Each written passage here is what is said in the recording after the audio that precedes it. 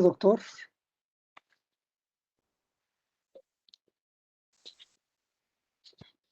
Muy bienvenidos de nuevo a esta excelente videoconferencia a cargo del doctor Raúl Talán con el tema importantísimo y de palpitante actualidad hacia una transición energética sustentable. Una vez más, le damos la más cordial bienvenida y nuestro agradecimiento a nuestro amigo, a nuestro funcionario que siempre ha apoyado a la Coordinación Politécnica para la Sustentabilidad, Juan Silvestre Aranda, que es nuestro secretario de Investigación y Posgrado. Y por ello nos atrevemos de nuevo a pedirle unas palabras de introducción a este primer evento del año, la primera videoconferencia que vamos a transmitir del ciclo correspondiente a 2021. Doctor Aranda, por favor. Claro que sí, doctor. Muchas gracias.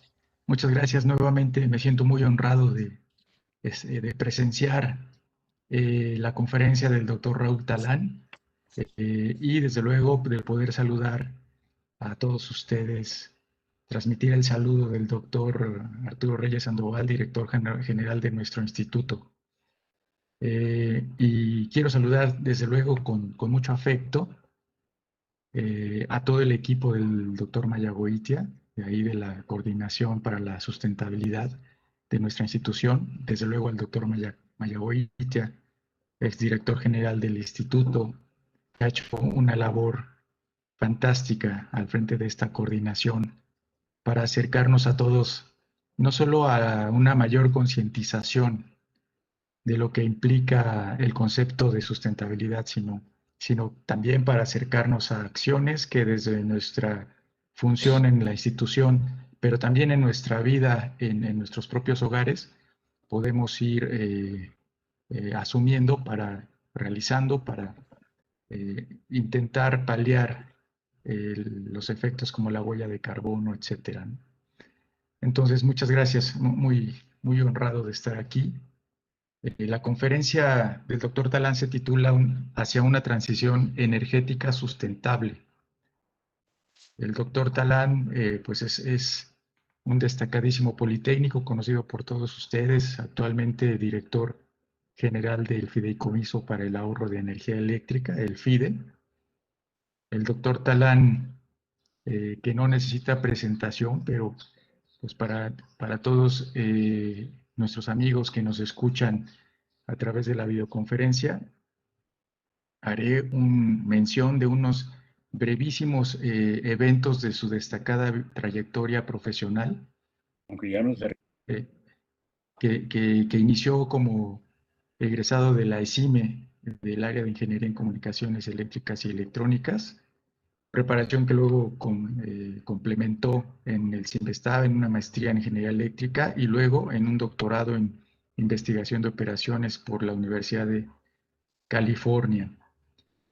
En 1989 obtuvo la presea Lázaro Cárdenas y después aquí también en el instituto fue catedrático y director de la UPIXA y luego director general de nuestra institución, por supuesto, antes de ser director de Educación Tecnológica Industrial, subsecretario de Educación e Investigación Tecnológica Industrial en la Secretaría de Educación Pública.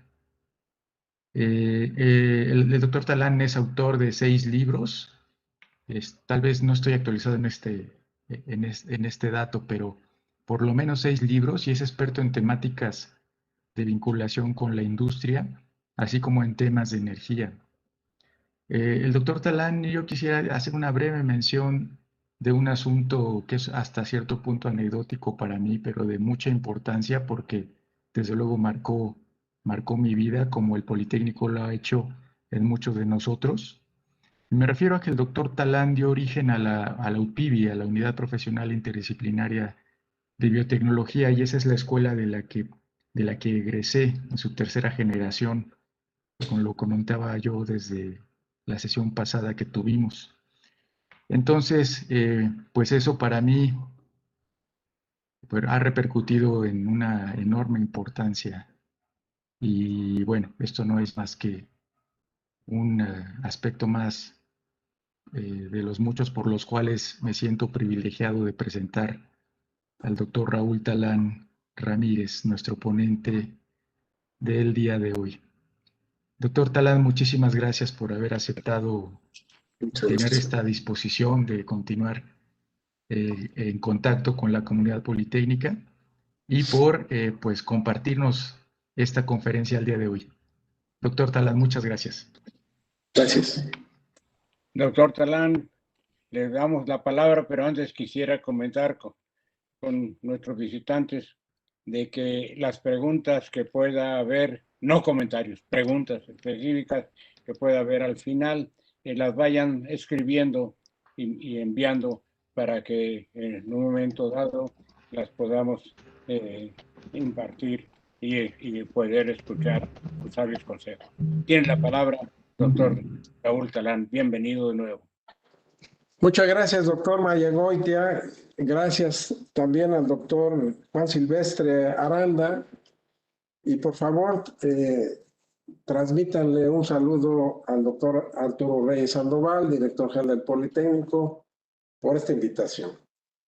Entonces, el tema es hacia una transición energética sustentable.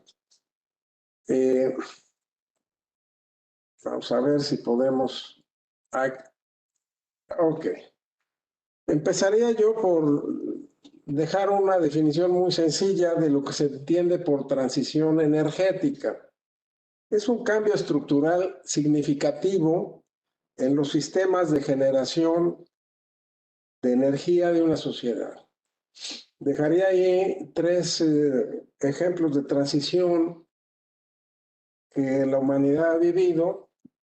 Importantes: la transición de la leña al carbón mineral, la transición del carbón al petróleo y la transición que está en proceso a la electricidad.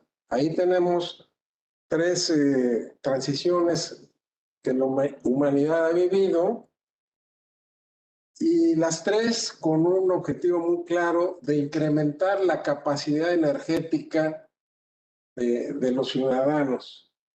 Eso ha sido el trasfondo de las transiciones. Y estamos en medio de una cuarta transición que tiene un objeto diferente. Es decir, ya no es seguir acumulando energía por unidad de producto o por persona, sino cuidar el entorno en el que nos desarrollamos y la vida misma. Entonces, esto empieza a dar señales desde hace varios siglos. Tomás Malthus, en el siglo XVIII, establece la primera marca de alerta cuando dicen: oigan, la población está creciendo muy rápido en el globo terráqueo y no a la misma velocidad como crece la producción de los alimentos. Ahí medio lo tomaron no muy en serio, pero ahí la dejó Malthus.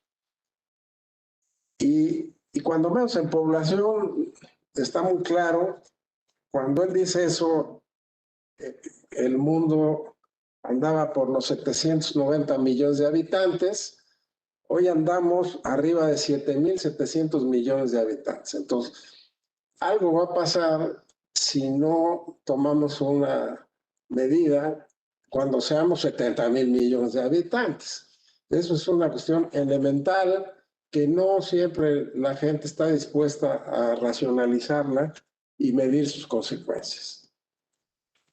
Ya en el siglo XX hubo una segunda llamada de atención cuando el Instituto Tecnológico de Massachusetts, MIT, encargó a un grupo de especialistas en dinámica del desarrollo un estudio sobre qué está pasando con el crecimiento, ya no solo de la población, sino de la producción, de la industrialización, de la contaminación y la explotación de recursos naturales. Entonces, sale un documento que es un clásico de una dama y un grupo de colaboradores de ella que se llama Los límites del crecimiento.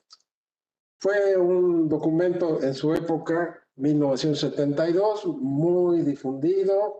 Les dieron el premio Nobel, esto y lo otro, y ahí nos vemos. Ahí quedó ese asunto como una llamada de atención, pero lo que dicen estas personas es que para 100 años, o sea, para el 2072, habremos llegado al límite absoluto del crecimiento de la Tierra en función de sus recursos.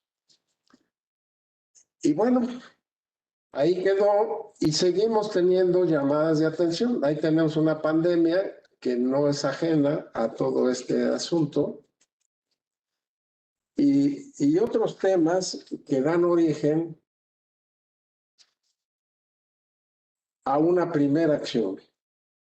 En el año de 1987 se integra por las Naciones Unidas un grupo de trabajo presidido por una dama extraordinaria que fue Gro Harlem Brundtland, ¿no? Primera ministra de Noruega por alrededor de 15 años y que hizo una labor extraordinaria en la integración de un primer documento de trabajo en donde las Naciones Unidas fijan su posición respecto a dos temas: el crecimiento y el medio ambiente. Y dentro de ese esquema se genera un documento, ya no puedo entrar con el apuntador, ahí está. Se genera un documento que establece los límites en el crecimiento económico. Es un documento importantísimo porque aborda el asunto del necesario crecimiento económico de todas las sociedades, pero deja muy claro que ese crecimiento tiene que ser sustentable o sostenible. Ahí hay comentarios. Los europeos hablan de sostenibilidad, los americanos de sustentabilidad, pero es el mismo tema. Pero dice un crecimiento tiene que ser poderoso, pero a la vez sustentable, social y medioambientalmente. Entonces, ahí empieza un asunto no tan sencillo de digerir. Y luego viene una serie de postulados. Yo me quedo con dos de ellos. El postulado 25, que es importantísimo, que dice: muchos de los actuales esfuerzos por conservar y mantener el progreso humano, satisfacer las necesidades humanas y realizar las ambiciones humanas son simplemente insostenibles, tanto en las naciones ricas como en las pobres. Entonces, ojo, no podemos crecer indefinidamente. Eso es una falacia y hay que estar conscientes de ello. Y la otra, que se ha tornado ya como una definición clásica de sustentabilidad, que es el postulado 27,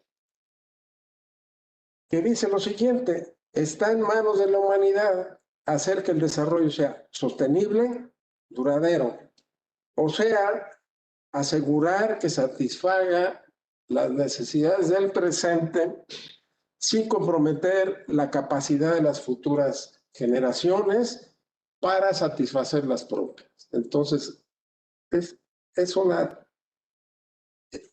definición clásica que debe de ser y es la definición que soporte cualquier planteamiento de una transición energética.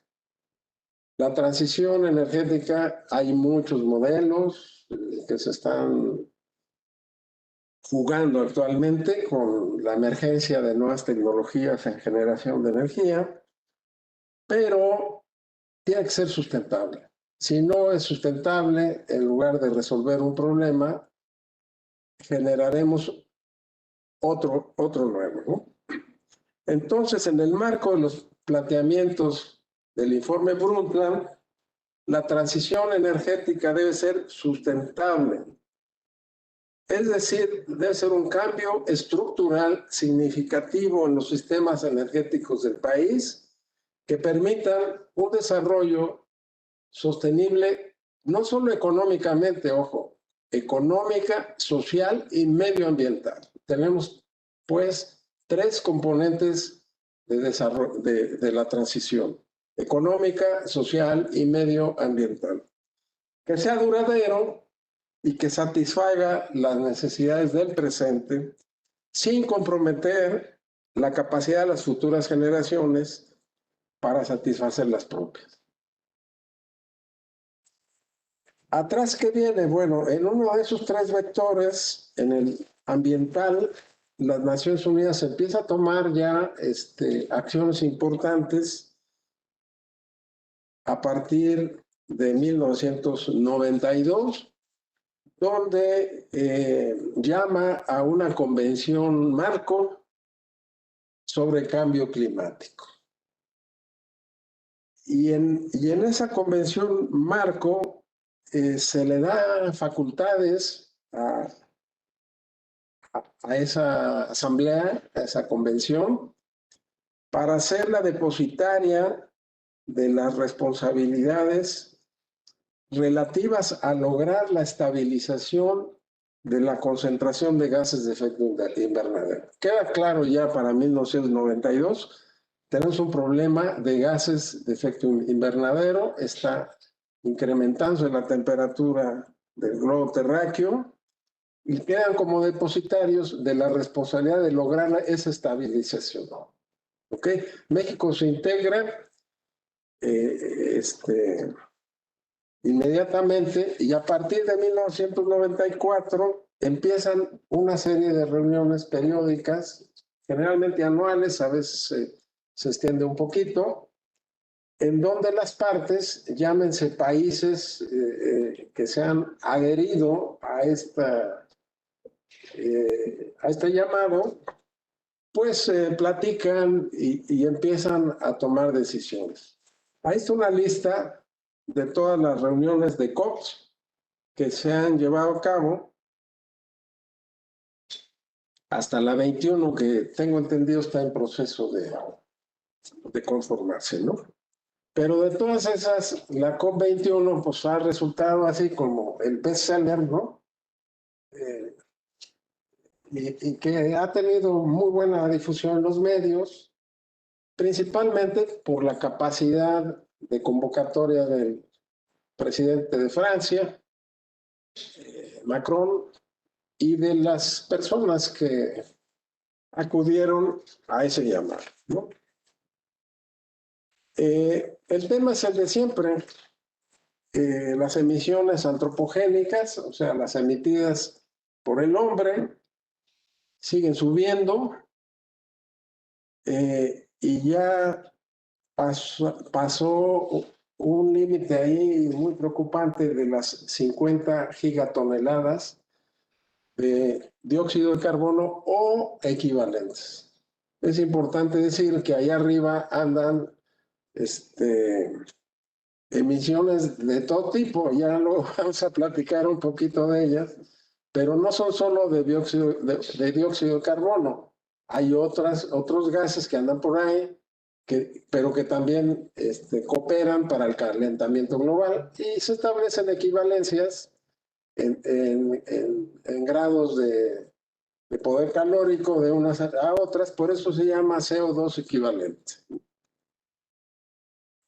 Los resultados del acumulamiento de CO2 equivalente pues son de temperatura, y la temperatura sigue subiendo, ya se empieza a acercar a otra meta muy preocupante de 1 grado centígrado, referido a la temperatura promedio de la etapa preindustrial. Y entonces, ¿qué sucede? Bueno, viene este evento, el Show de París, en donde se establecen unos límites bien pensados, que son dos. Se establece una franja de advertencia y una tarjeta roja, ¿no?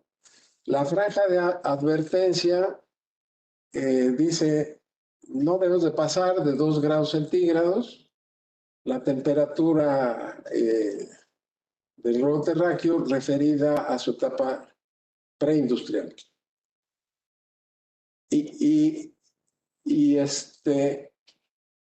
Esa es la tarjeta roja. ¿Qué pasa después de 2 grados? Nadie sabe. Nadie sabe. No hay modelos. Aquí hay muchas no linearidades metidas y no sabe qué va a pasar. Hay algunos procesos que se realimentan a ellos mismos.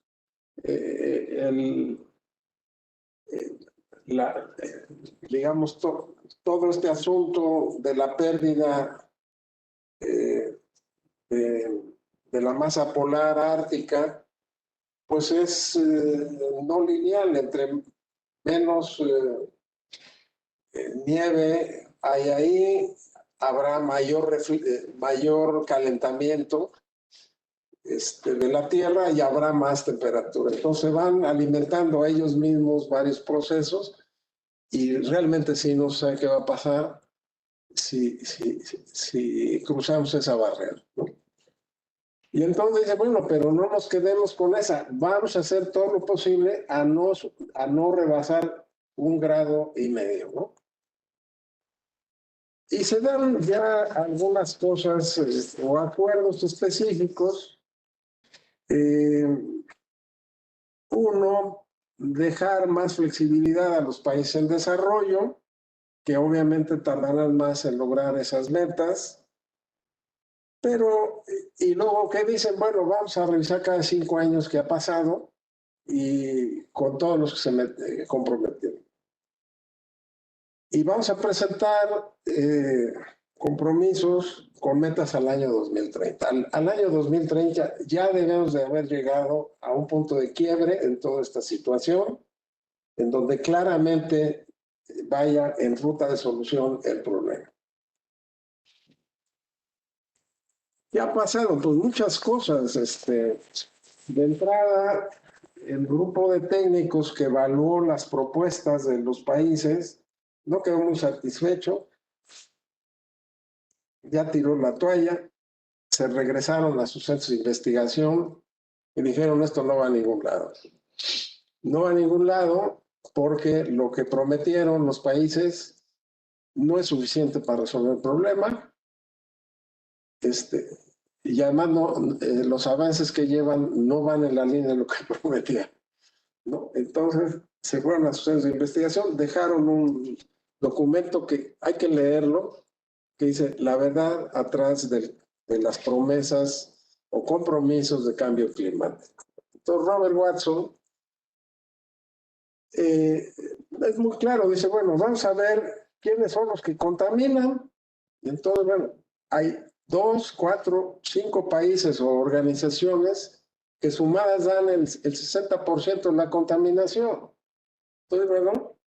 Entonces, lo que hagan estos o dejen de hacerlo define el curso de los acontecimientos. Entonces, bueno, resolvámoslo ahí. Y si no se resuelve ahí, ya no se resolvió. Bueno, México entra, pero aquí podemos ver, miren, China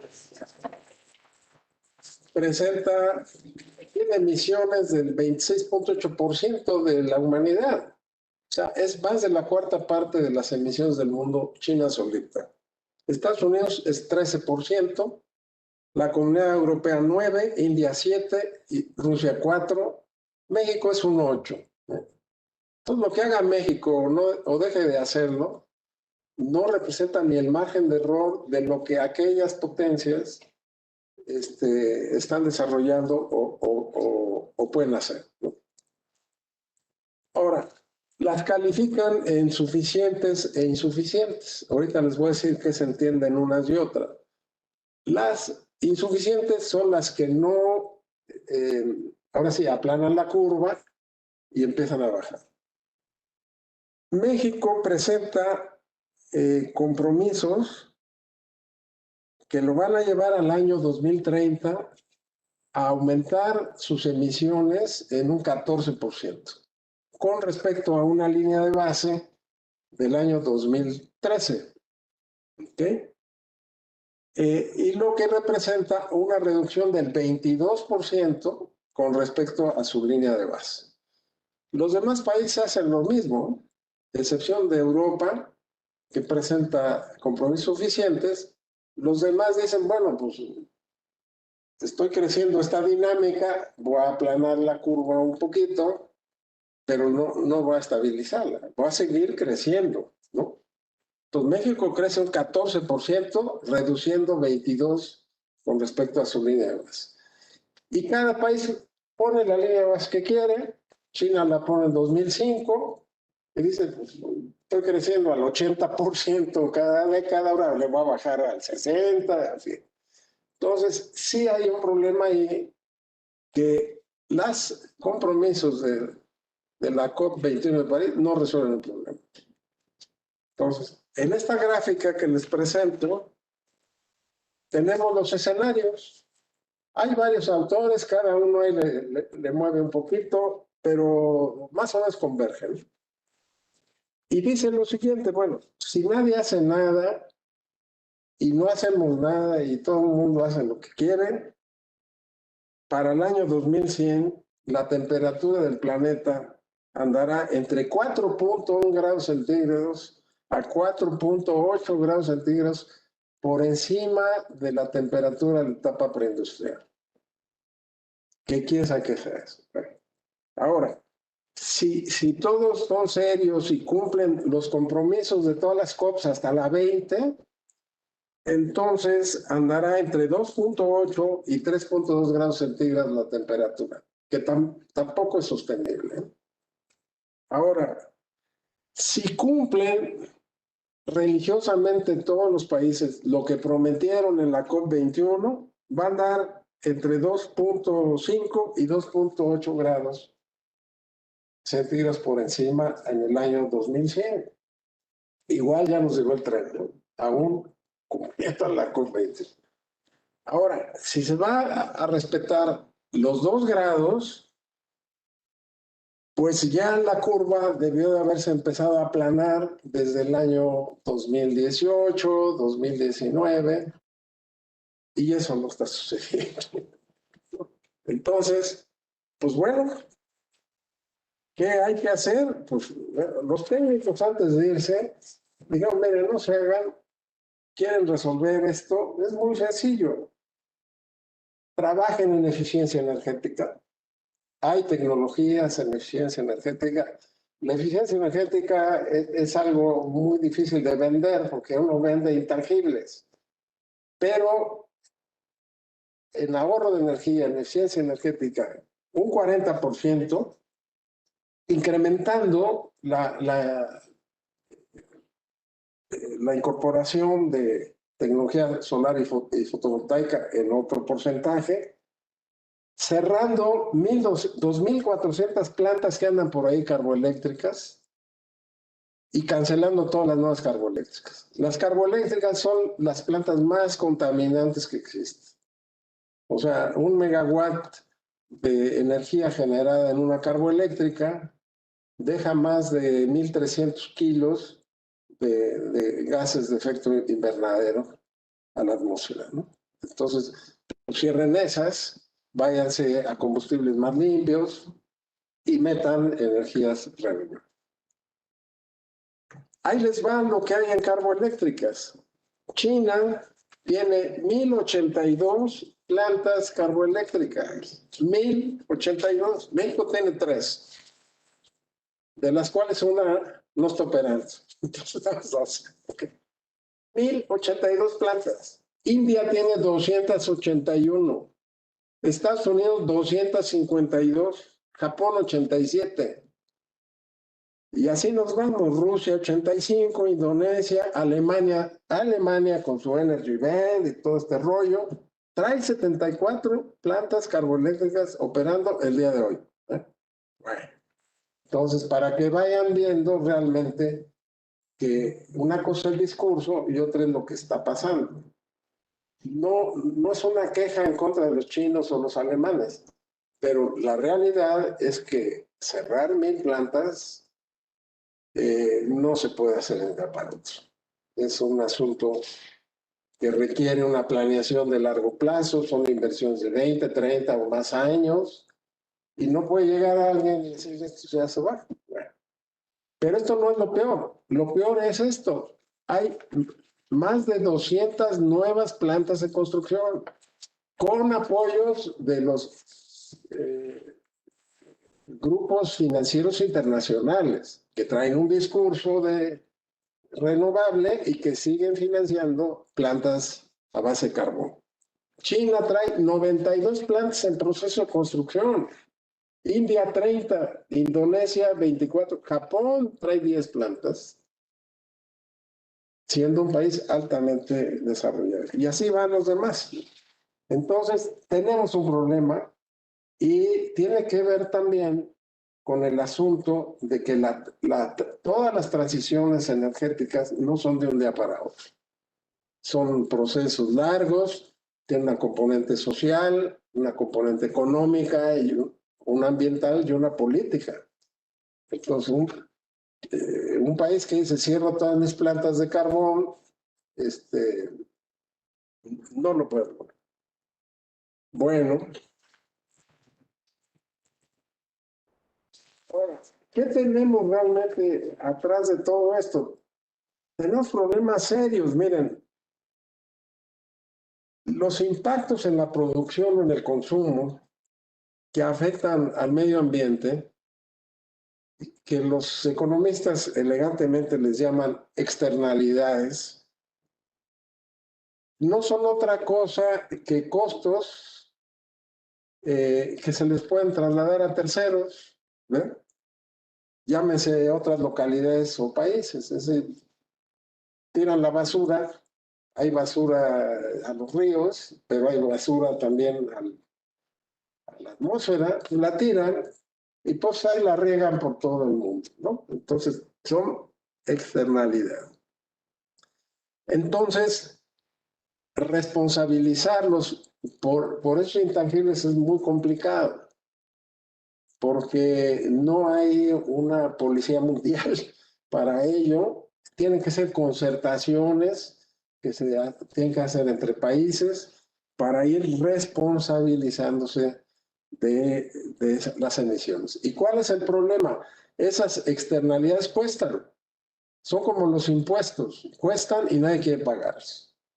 Y además otro asunto, el que no paga sus impuestos queda en ventaja con el que sí los paga. Entonces, aquí es lo mismo, el que contamina más y se sale con la suya, queda en ventaja con el que respeta los acuerdos de París. Entonces, es un asunto complejo, ¿no? Y requiere, pues, del apoyo de toda la sociedad para que los países se comprometan y que cumplan lo que se comprometen. Aquí está la realidad.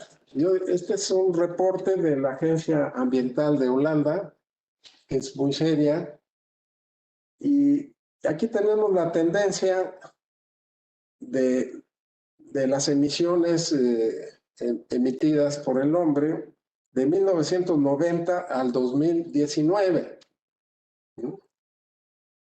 Ya está con cifras 2019. Y pueden ver ustedes que empezó a subir por ahí del año 2000 y se encarreró el crecimiento. Luego se corrigió por ahí del año 2010, volvió a subir, llegamos aquí al Acuerdo de París, donde está esta línea vertical, tuvo así como un año ahí de reposo y se volvió a barrer. Es decir, le vale gorro a la atmósfera el Acuerdo de París. No está funcionando. Y ahí están los resultados. No solo se mantuvo la pendiente de crecimiento, sino que se incrementó todavía más. Va a bajar un poquito en 2020 por la pandemia, pero eso no es garantía de nada porque bajó la producción mundial, el Producto Bruto Mundial trae un factor de emisión. Entonces va a volver a subir. Ahí tienen también la contribución por gases, ¿no? Ya más adelante podemos platicar algo de eso. No todo es CO2, ahí la parte azul más fuerte es CO2, pero entran metanos, entran los gases refrigerantes, muchos otros. Pero la suma de ellos está fuera de control. Ahora, ¿qué hizo México? Bueno, México presentó una propuesta, todos los países presentaron lo que se llama contribuciones nacionalmente determinadas, CNDs. México presentó su CND. Y aquí no se alcanza a ver muy bien, pero esta es la oficial que presentó México con su línea de base al 2013, con una reducción del 14% y desagregada por sectores o subsectores sectores o subsectores de la economía. Transporte, generación de electricidad, sector residencial y comercial, petróleo y gas, industria, agricultura y ganadería, residuos y algo que le llaman USCUS, que es uso de suelo y cambio de uso de suelo. Los cambios de uso de suelo inciden también en... Usted deja de sembrar maíz y siembra rascacielos, se va para arriba la conferencia. Aquí voy a pasar una lámina más legible, quitando los USCUS y otras cosas, que es esta, que es la misma. Vemos que el mayor contaminante de México es el transporte. No nos hagamos, estamos apuntándole al enemigo equivocado. Transporte es el que está fuera de control. Y transporte en el año 2013 emitió 174 millones de toneladas. Su línea de base, el famoso BAU que le llaman business as usual, si no hace nada, se iría a 266 millones de toneladas en 2030 y se le está pidiendo que no pase de 218. A la generación de electricidad, que es el segundo más contaminante, 127 millones, se le pide algo más estricto y que no pase de 139 millones. El tercero más contaminante es industria y así se va. ¿Ok? Entonces, bueno, aquí lo que tenemos es el desglose del aporte por sectores de la actividad económica. ¿Y qué se tiene que hacer? Bueno, a cada sector sus responsabilidades. Entonces, no se vale acusar a alguien de que no cumple los acuerdos de París cuando hay que acusar al que no cumple su parte. Y cada uno tiene aquí sus pecadillos que tiene que resolver, ¿no? Entonces, esta me la voy a saltar. Lo que sí digo es que lo que hace México es, al final de su administración pasada, lo hace obligatorio para el país mediante una reforma de la ley de cambio climático. Entonces, por alguna razón, lo estuvieron ahí deteniendo y no fue sino hasta julio del 2018, ya con un cambio de gobierno, donde lo hacen obligatorio. el 13 de julio, lo que antes era una meta aspiracional, lo hacen una meta obligatoria. El país se compromete a reducir de manera no condicionada un 22% sus emisiones de gases de efecto invernadero y un 51% de carbono negro. No presenté lo de carbono negro porque en la transición energética prácticamente no pinta. Aquí vienen los problemas porque en la distribución de competencias resulta que esto es responsabilidad de todos. Es responsabilidad de la federación, es responsabilidad de las entidades federativas y de los municipios. Entonces, bueno, ¿qué es lo que cada quien va a hacer al respecto? Entonces, no es un asunto tan claro y tan sencillo, porque la autoridad competente, que en este caso es la Secretaría de Medio Ambiente, pues no tiene dientes para hacer cumplir esto a todos los demás, ¿no? Hay un estudio de las contribuciones nacionalmente determinadas, que ya platicamos, cada país lo hizo, y el de México, pues ahí está. Dice, bueno, está bien, nos comprometimos a esto, ¿y cuánto cuesta? Bueno, cuesta 126,000 millones de dólares. No nos han dicho quién lo va a pagar, pero sí dicen que al que le toca más esa energía, la generación, con 67,000 millones, luego a transporte, que es el más contaminante, y así sucesivamente. Déjenme ver dónde dejé el asunto de los compromisos.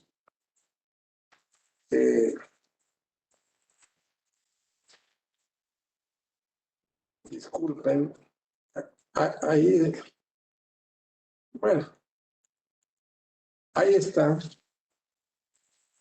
Lo que sigue ahí es cruzar los compromisos con los costos y sacar indicadores. Entonces, oh sorpresa, que a lo que nos comprometimos, lo más caro es generación de energía eléctrica. Y es al que se le puso la meta más alta, 31% de crecimiento, de reducción.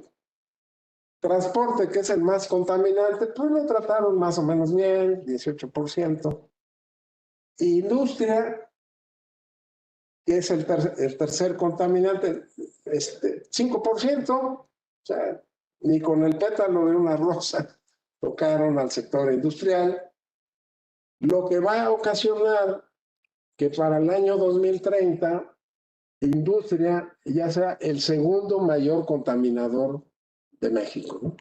Ya no va a ser generación de electricidad, que se va a quedar con 139 millones de toneladas, va a ser la industria con 157. Y el otro punto que es importante, resolver esto en el sector residencial, y se los han dicho los técnicos en todo el mundo, es lo más barato. Va a salir a 224 millones de dólares por millón de tonelada abordar el problema, no del lado de la generación, sino del consumo. Y empezar por el sector residencial y comercial. Después de ese hay que irse a petróleo y gas, después a transporte, después a industria y por último a generación de electricidad. Pero ahora nosotros queremos invertir todo por alguna razón. Bueno, ahora, ¿cuáles son los compromisos que tenemos al día de hoy adicionales a lo de París? Que es cambio climático, que es lo mismo. Hay otra ley que se aprobó en la administración anterior, la Ley de Transición Energética, que es un refrito de la Ley para el Aprovechamiento de Energías Renovables y el Financiamiento de la Transición Energética de la administración anterior a la anterior. Son las mismas metas, ya las habían puesto, nadie dijo por qué esas metas, cuánto cuestan, quién lo va a pagar, pero ahí está. Lo único que hacen es una degradación fina en metas parciales, es decir, lo que iban a ser metas al 2024, dan ahora metas parciales al 2018, que no se cumplió, por cierto, al 2021, que está por cumplirse, y al 2024. Entonces, aparte de lo de París, hay que cumplir con esto en cualquier transición. ¿Okay? Aquí está el transporte que ha pasado. Hay algo que se llama la intensidad energética, que es es un cociente entre dinero y emisiones, ¿no? O ahorros. Entonces, transporte no se ha movido en la intensidad energética, es energía por unidad de producto. Es decir, ¿cuánto cuesta trasladarte 1 kilómetro? Independientemente de cuántos kilómetros vayas. Entonces, hay que tener metas en intensidad energética. Transporte bajó un poquito, volvió a subir, volvió a bajar, pero está en sus mismos indicadores de hace 20 años. Vean lo que es el sector residencial. En esos 20 años ha tenido un incremento muy importante, un decremento muy importante en su intensidad energética y por ende en su consumo. Y transporte no es más eficiente que antes, y esta gráfica que tienen aquí arriba es la motorización. En esos 20 años se incrementó en un 125% el número de vehículos de transporte. Y ahora con el coronavirus se va a ir todavía más para arriba, nadie va a querer andar en el metro y cada quien va a ver cómo andar en otro transporte. Entonces, está fuera de control transporte. Y no hay un solo programa hoy en México para atender el problema de eficiencia energética en transporte.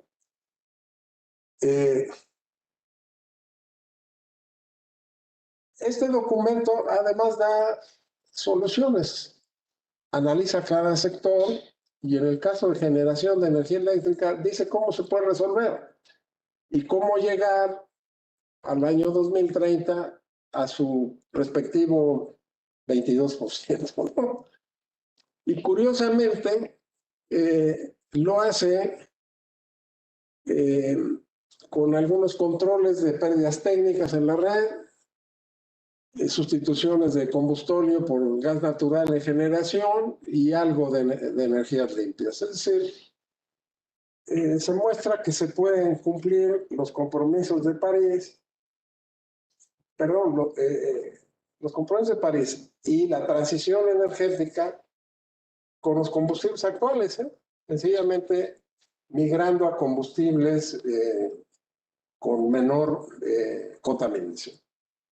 Lo de energías limpias no, porque es una meta de energías limpias. Pero usted puede cumplir los compromisos de París sin meter un solo elemento de energía limpia. En México, el factor de emisión ha venido bajando desde una década y da confianza de que se puede resolver.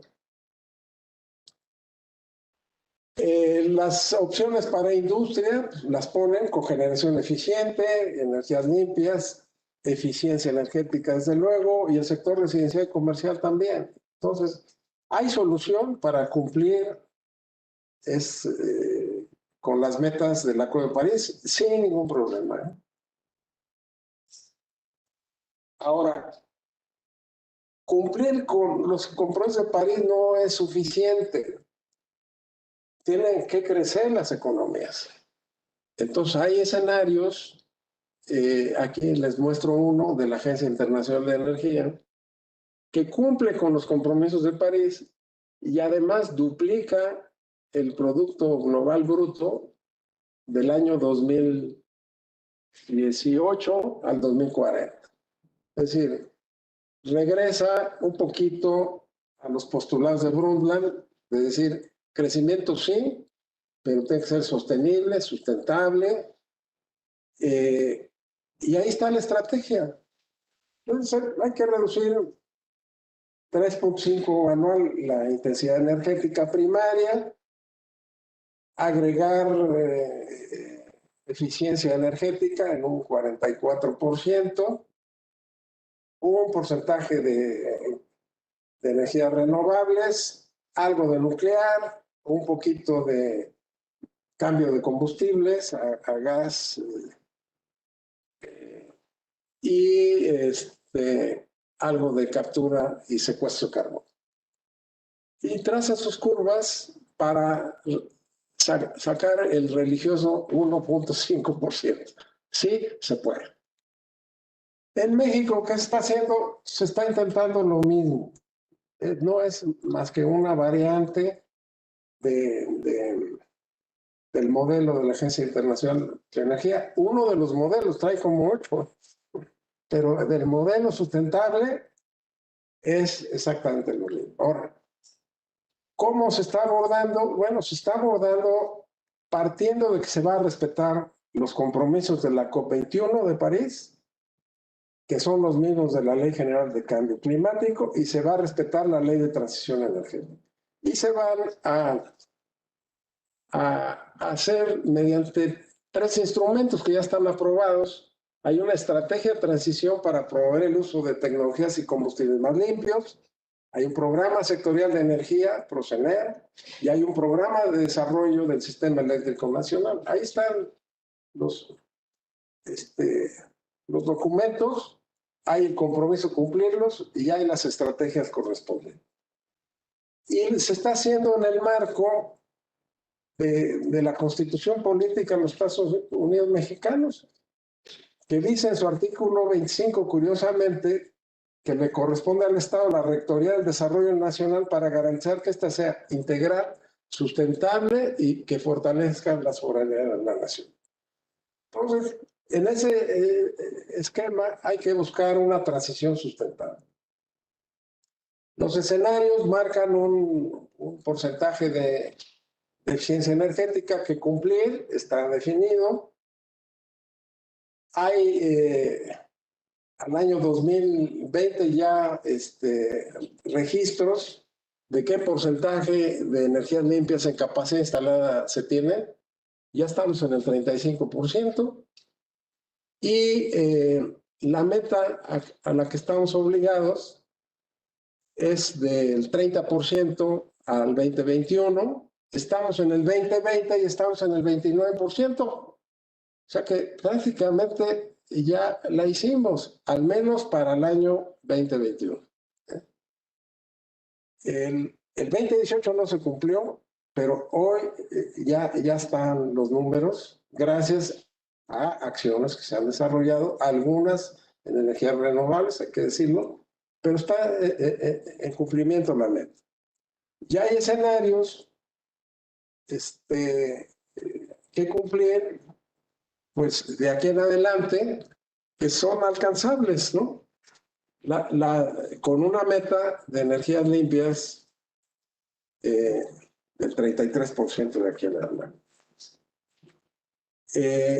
Dentro de eso, pues a cada quien le van dando su responsabilidad. Eficiencia energética trae la suya, ahí está planteada. Déjenme ver si puedo abordar rápidamente algún comentario.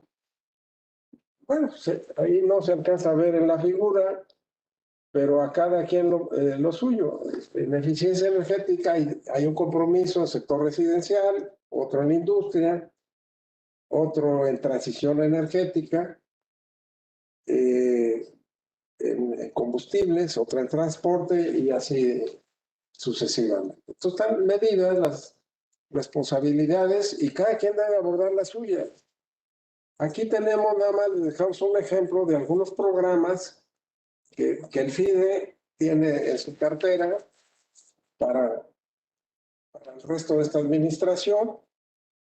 Programas de sustitución de lámparas fluorescentes compactas autobalastradas a LEDs, un programa de eficiencia energética en vivienda existente que está en proceso, programas de apoyo a micro y pequeñas empresas, que siempre se les olvidan.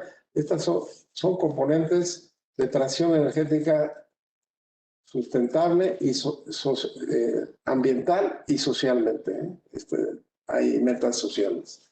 Tenemos también metas en cogeneración eficiente. Estamos planteando un proyecto muy amplio en fotovoltaicos en los hogares, una meta de 100,000 acciones de aquí al cierre, y algunos programas ya de otra envergadura para empresas medianas en el marco de lo que es Manufactura 4.0 y programas en el sector público, que es el sector curiosamente más rezagado en eficiencia energética por razones estructurales, ¿no? Se ha quedado atrás y hay cosas muy importantes que hacer. Entonces, se pueden tranquilamente, podemos hacer ahorros por 1,500 gigawatt-horas y contribuir activamente con más de 50 millones de acciones para coadyuvar a la transición energética. El punto que queremos dejar claro es que la transición energética primero debe llevar una componente de eficiencia energética y segundo, la transición también puede hacerse del lado de la demanda, que es socialmente mejor. A una empresa le conviene más tener sus propios paneles solares en la azotea que pagarle a un campo solar extranjero en Sonora que tiene que trasladarlo hasta la Ciudad de México o Puebla. Entonces, es mucho más barato irse por el lado socialmente más importante. California lo hizo.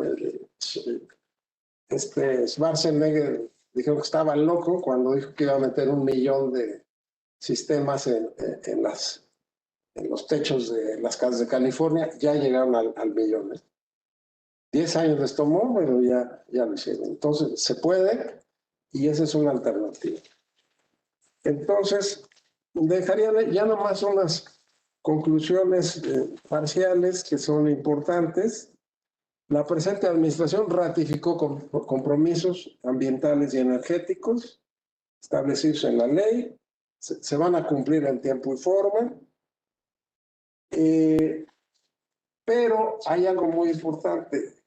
Lo anterior es necesario, mas no suficiente, para garantizarle al país en el futuro su seguridad energética. Rápidamente, ya se nos acabó el tiempo, les dejaría una preocupación. Tenemos ya una balanza energética en México deficitaria. Fuimos un país históricamente con una balanza superavitaria. Hay 3 balanzas importantes en una nación. La balanza de pagos, la económica. Si usted gasta más de lo que recibe, va a tener problema. La balanza tecnológica. Si usted no genera más tecnología de la que compra, vean las vacunas, le va a costar. Y la balanza energética. Si usted tiene una balanza energética, algo le va a pasar.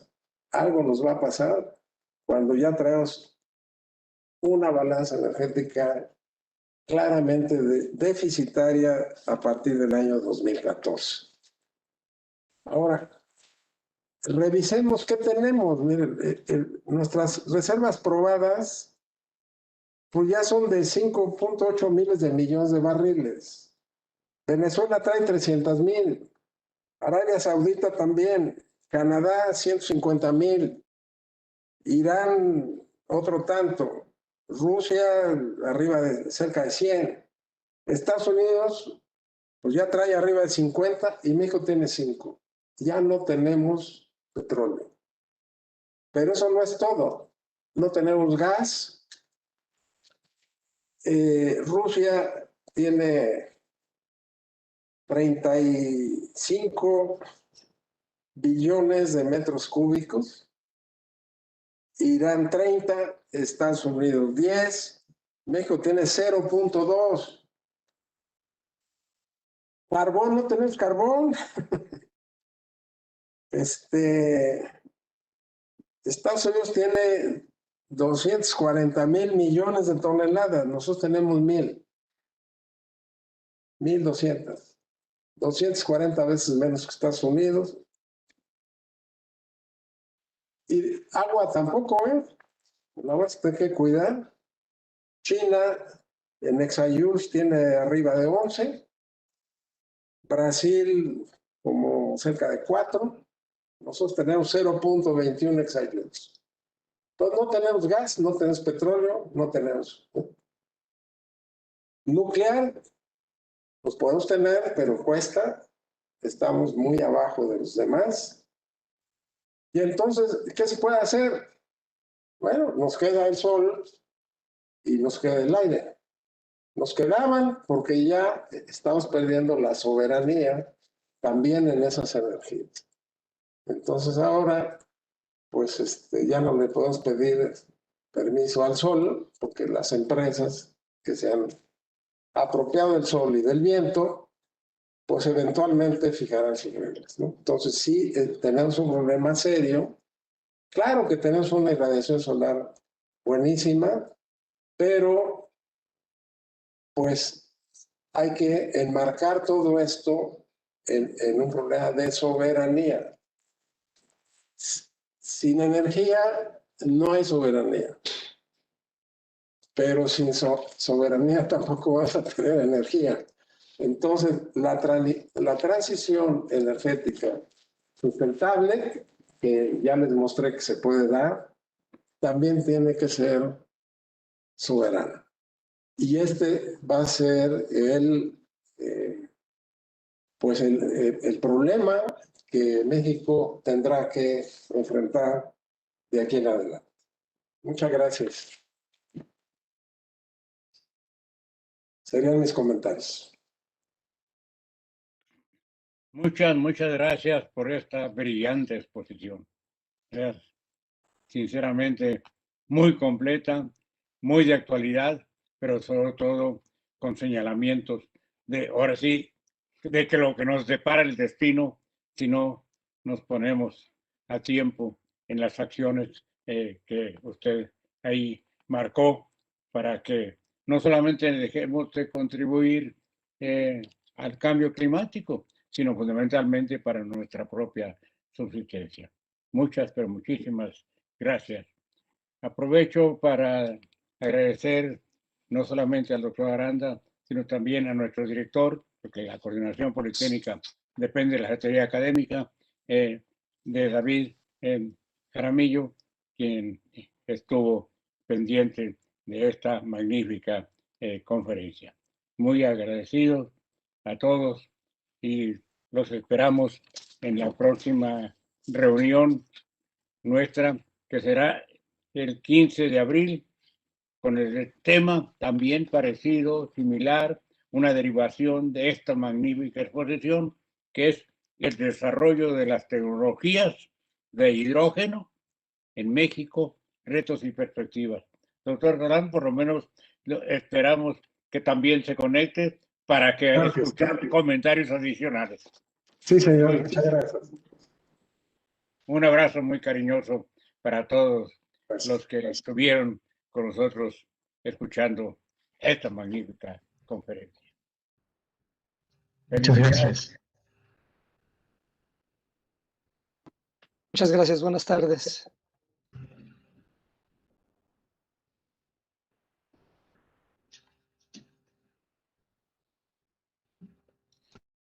Doctor, ya no hay preguntas en el chat, no hay por el momento. Ok. Adelante, las que recibamos posteriormente, como el tema siguiente es similar, lógicamente da la posibilidad, y más si contamos con la interlocución del doctor Galán, en esta ocasión leeríamos las preguntas y comentarios que pueda haber de esta brillante videoconferencia. Magnífico inicio para el 2021 en nuestro ciclo de videoconferencias dentro del programa general de nuestra Dirección General y nuestra Secretaría académica y nuestras tareas de posgrado que conjuntamente auspician estas acciones, este tema en particular.